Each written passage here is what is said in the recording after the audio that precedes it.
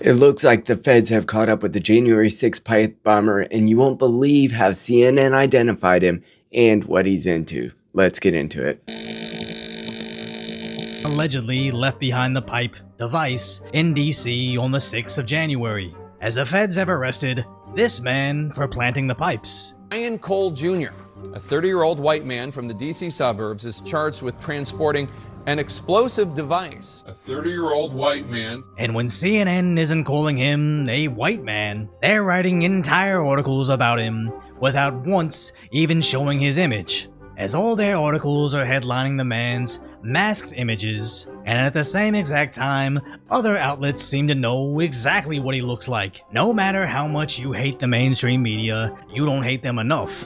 My name is Casey. I have been a husband, a father, a psychologist, and a therapist for more than a decade, and I am concerned that the future will hold more furries than fathers. And if you are equally concerned, please like, share, and subscribe on the way in. Let's get into all the details and what connections we might make about the psychology of somebody who's way too into one specific children's cartoon.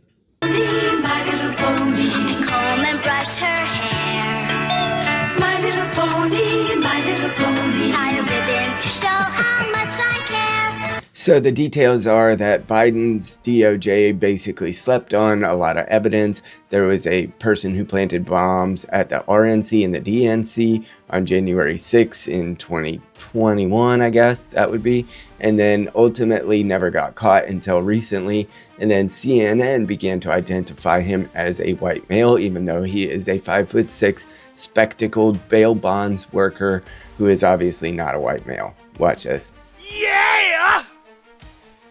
Some of the surprise details are that he happens to be obsessed with My Little Pony. There has been some internet sleuths, and perhaps with a touch of the tism, they went through what his online personas were, and they found that he was very active in online My Little Pony forums and content and Reddits, and I'm sure all those type of things.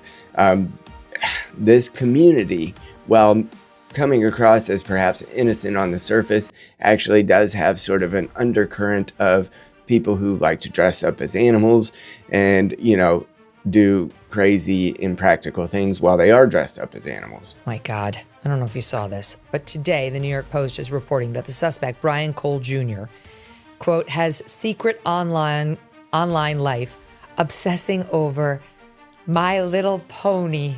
While we cannot confirm or deny that Brian Cole was in fact one of the ones who liked to dress up in this fashion when he was attending My Little Pony events, there is some research on the folks who are part of this community, the furry community, that is worth noting when we look at why these subsets of the American populace continue to be overrepresented in some of the more crazy forward political violence that we've seen.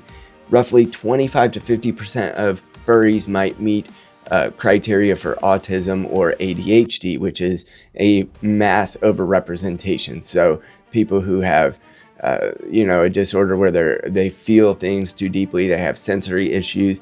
Maybe the costumes provide some sensory, normality in while they're wearing them. Perhaps they even feel a little bit more boldness, whereas they would ordinarily have social difficulties and communication difficulties. And so when you're playing a character and you don't necessarily need to speak in order to represent yourself, that could be an appeal. 15 to 25% of furries say that their fandom is primarily for spicy reasons, but 70 to 80% of people who are furries represent that spiciness is at least part of why they dress up and what happens when they are performing as furries. Libs of TikTok brought out this video of a family trying to enjoy a day on a beach. I assume this is California because it's a rocky beach, but then they are interrupted by a young person wearing a costume, walking and wallowing in front of them. And while this might seem rare at this point, I have been to a theme park in our local area more than a few dozen times this year and have seen this in person. And it is something that we are going to need to encounter while our families are out and among the general populace, whether we like it or not. And what is the explanation that we give our children and how do we, in fact, help everyone conform again to reality in order that we might not be promoting these lifestyles of disconnectedness and dysphoria from the truth.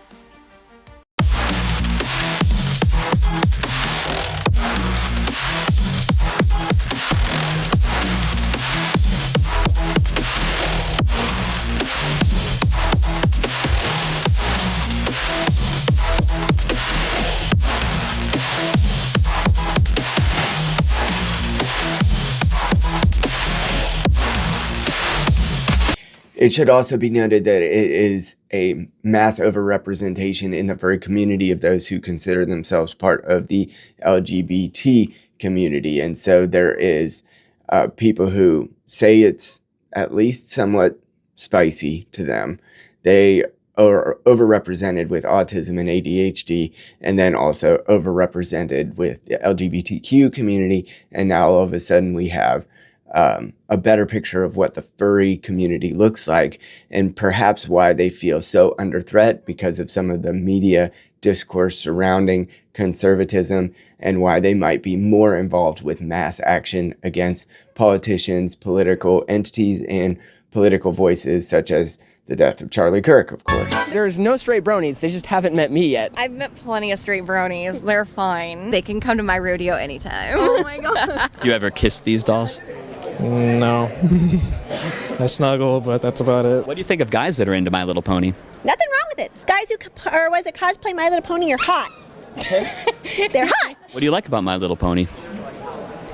It's innocent. The characters themselves are very cute. I like the music, and I love Pinkie Pie, and how she boings, and how she defies gravity. Why so many people like it? Because it stops them feeling lonely. Because they see cute little colorful animals on screen, and they kind of wish their friends in were the like end, that. as a believer and as a father, it is wise, I think, to have some empathy for people who might be disconnected from truth, from reality. And I can understand, too, in our modern era, why someone would be tempted to do that, because the predisposition to humanity in general you could easily make a case that the predisposition to humanity should be depression, should be anxiety, because the world is depressing and it causes anxiety. It's broken. It's inherently broken. We know that from the start, from the fall. And so if we are to begin to engage with the life that these individuals who dress up in costumes and have spicy times with each other, if we're to address how they can live in the truth, we need to reintegrate hope into the mix so that the furry fandom doesn't become the next Christendom and reign for 1,000 years, because it's just simpler and easier to play a part than it is to actually be yourself. Responsible for that crime. My only real question, and it was confirmed as a subject of inquiry currently by FBI Director Kash Patel, is whether Trans Tifa had a role in it, whether some of these more radicalized trans people out in the community either knew about it or possibly helped. That also doesn't mean that we should affirm all behaviors that are destructive for the individual and for societies writ large. Of course, we should not. Living the life in its fullest means one living in the fullest amount of truth possible. This is an insight from Jordan B. Peterson, who I understand has recently gotten home from his hospitalization, and I pray that he does well. However, it is necessary that we share the truth in love with people, no matter what their ability or desire to dissociate from that reality. It is important that we find meaning in the mess, because the Stoics of old used to find the beauty in nature in the chaos of humanity. They used to find moments of peace in relative difficulties. They used to find, plagues and wars, and they would find the reasons why they got to live in the days and times that they were in, not that they had to. And that is what it is for us to do and to project onto these communities who desire so badly to dissociate from reality. Yeah! What? If you would like to support a future of fatherhood instead of a future of furries in our country, please like, share, and subscribe. We can do this together.